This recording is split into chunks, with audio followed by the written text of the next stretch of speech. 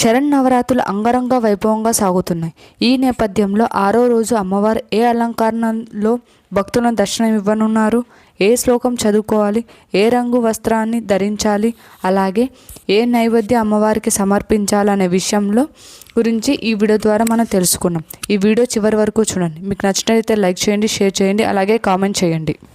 శరన్నవరాత్రుల్లో 6వ రోజు అమ్మవారు శ్రీ మహాలక్ష్మీదేవిగా దర్శనమిస్తున్నారు.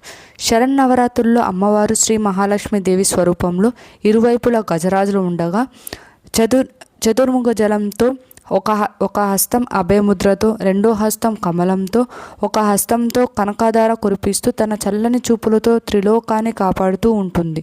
మహాకాళి, మహాలక్ష్మి, మహాసరస్వతులు ఈమె మధ్యశక్తి, మంగళ ప్రధానమైనది.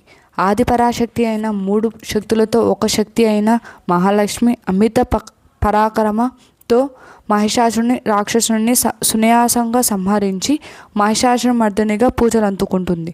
శరన్నవరాత్రుల సందర్భంగా అష్టలక్ష్మి సమేత రూపంలో దుర్గాదేవి, మహాలక్ష్మి రూపంగా భక్తులను పూజిస్తారు. ఈరోజు ఏ రంగు వస్త్రం అలాగే ఏ పూలతో పూజించాలి? ఈరోజు అమ్మవారికి మధుర గులాబీ రంగు వస్త్రాన్ని సమర్పించాలి. ఎరుమ కనువలతో లేదా ఎరుపు గులాబీలతో అమ్మను పూజించాలి.